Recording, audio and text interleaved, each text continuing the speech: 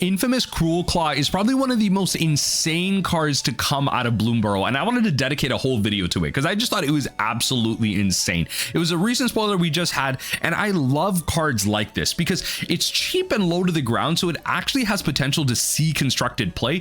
And obviously being legendary, we're going to be seeing this all over in Commander because of its ability. So if you want to see more videos like this highlighting certain Bloomburrow spoilers or just talking about combos in general, let me know in the comment section down below. You got to leave a like on the video, and of course subscribe for some more busted magic on the channel. Let's talk Infamous Cruelclaw here. 1 black and red for a Rakdos legendary creature Weasel Mercenary with Menace. Whenever the Infamous Cruelclaw deals combat damage to a player, exile cards from the top of your library until you exile a non-land card. You may cast that card by discarding a card rather than paying its mana cost. So pure update, upside, discarding a card, as many of you more kind of well-enfranchised players in constructed Magic especially understand that discarding a card, that's not a cost, that's an upside, that's not a downside. Okay, and we're going to make sure of that, and you get to then cast that spell for free. It's a 3/3 with Menace, so it's going to be pretty good at getting in to deal that combat damage. And the key thing here is that the cards that you're exiling actually disappear forever. So when you're exiling those lands, just keep in mind you don't get them back. So you know, if you're immediately thinking of like a 98 card commander deck with 98 lands and just the Emrakul, you don't get those lands back, which I mean may or may not be good, but you're just not going to get access to them. They're going to permanently stay exiled. So keep that in mind. But you do get to cast that spell for free, and the cast is key because you don't cheat it out. You get the cast trigger of the spell that you're then discarding to play. That's also another great thing. It's not just about ETBs or as it enters, it's also about those cast triggers, which is going to be very, very important. So let's go over some certain combos with this, some synergies that you can take advantage of. Again, not just in Commander, but also in a constructed sense, because shout out to this for being a tiny leader as well, being at a CMC. Again, I think this is actually a pretty reasonable cost to play in constructed, especially considering what it does. I think there are some ways that we could get this out, get it out for some kind of hasty shenanigans and really make it shine. Now, shout out to Voxy. This is the first legendary Weasel that we have, and she's the one who had it as her spoiler card, so shout out to her. I'll link that tweet down below just so y'all can kind of engage, repost, do what you need to do, show love to some Voxy. Good stuff here for this Weasel. Firstly, Emrakul the Aeon's Torn. I mean, I don't need to explain why this card is good here. You get the cast trigger, so you get an extra turn after this because you cast this. So you're gonna be able to cast it 15/15 Annihilator. It can't even be countered.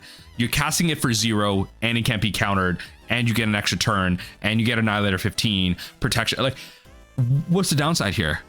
This, by the way, is about to be one of the craziest build, like literally builds itself type of commander decks out there. You play it for 3, you play a bunch of haste enablers, you play a bunch of madness cards, which we're going to go over in a second here, and again, the deck builds itself. I think I want to build this as just like a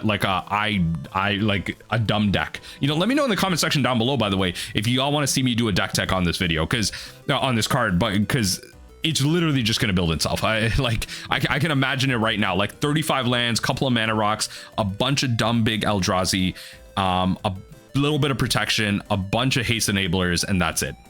That's it. Let me know if you want to see the deck list down below. I got you. Trust me. Bloomburrow spoilers are done. I got you. Emrakul the Promised End is another easy one here. Especially just because you're going to be discarding a bunch of cards, so this could be later down the line. This could be something that you could actually cast like pretty easily outside of just discarding and everything. But again, just the fact that when you cast Emrakul, you get the ability to kind of take another player's turn, really mess them up from there. Protection from instants, all that good stuff. Obviously, they're going to get, you know, kind of your turn and everything. But again, just having Eldrazi that have cast triggers, this is more so for a constructed environment, maybe less so in Commander, but in a constructed environment, just getting out like a 13/13 creature and just kind of cheating that out, taking your opponent's turn, especially early on with a creature like this, be enabling this, like, it's going to be a really sweet thing to just get out there and take advantage of. And finally, the last Emrakul that I want to mention, I can't even speak here, is Emrakul the World Anew, because of its madness cost. This one that we've come out of Modern Horizons 3 is pretty recent. When you cast the spell, gain control of all creatures target player controls, flying protection. When Emrakul the World Anew leaves the battlefield, sacrifice all creatures you control. Madness for 6. Now, I think this is what's crazy here, because what you can do is you can flip cards. You can deal damage with the Cruelclaw and then flip cards until you cast a spell, discard this, pay 6 to play this, and then play your other Emrakul, your other Eldrazi, your other big demon, your other big dragon out of red, like whatever it might be. You get to, like, for free cast 1, and then for 6 cast something like Emrakul, the World Anew. Take control of all your opponent's creatures. You are in red. You are going to be playing haste enablers, swinging in for some type of like insurrection style effect essentially here with an Emrakul.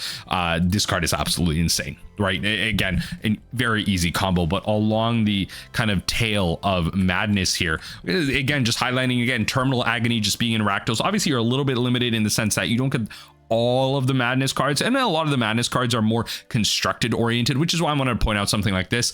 Again, not the best thing in the world, but it is something that can madness for black and red at instant speed, so can be relatively powerful. You're obviously doing this after you deal combat damage. You're not going to get this before, but again, just highlighting the fact that there are madness effects, madness abilities that you want to be taking advantage of. A lot of them are more constructed oriented, maybe not for the commander players out there, but again, there's cards to get value out of, to cast, to use when you're discarding. Discarding should not be a downside in this day and age. We're in 2024 Magic, folks. You need to think outside of the box here, and you have a lot of options to do so.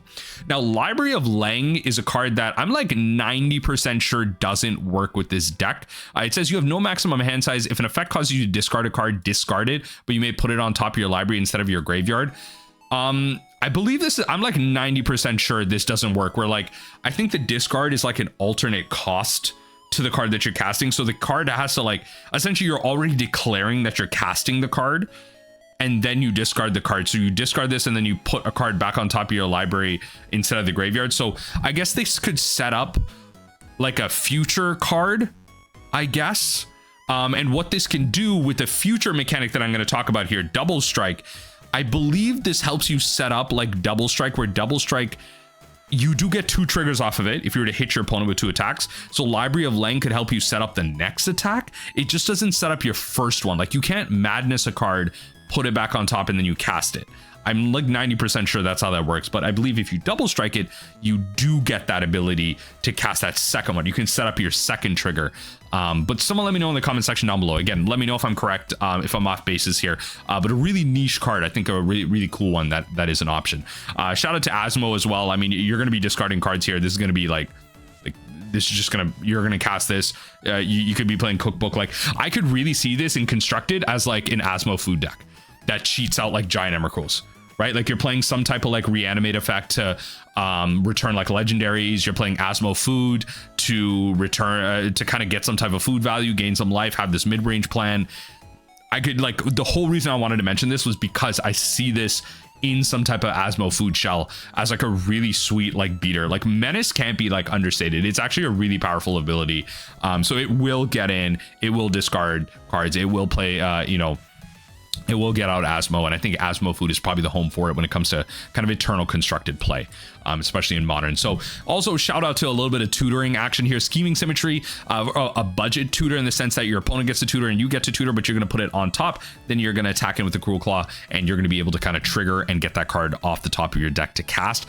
If you have a little bit more a cash available to you, Imperial Seal does the trick as well. You don't get to let your opponent do anything. You search for your library for a card, shuffle it, put it on top. So definitely an option here. It's not the instant speed option that we have in some of the other black tutors that we have, but Imperial Seal, again, just if it effects like this, if you have a little bit of cash maybe in your commander deck, this is an option. Definitely a big high tier upgrade for a deck like this when it comes to commander. So there is that.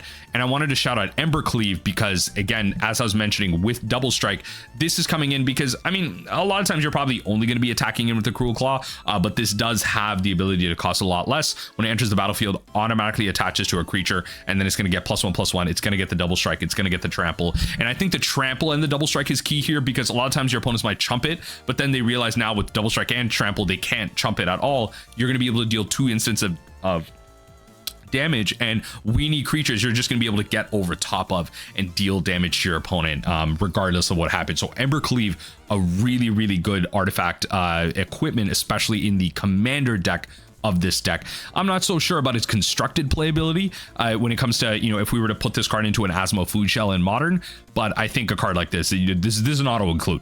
in the commander deck if you're playing this. Definitely one of the cards that I'm looking at doing. I mean, it depends on how I fill it out, but definitely a very one of the first includes that I'm looking at when it comes to kind of playing Cruelclaw here. But Embercleave is going to be good here. So shout out to a card like this. This card is absolutely insane. Let me know what you think in the comment section down below.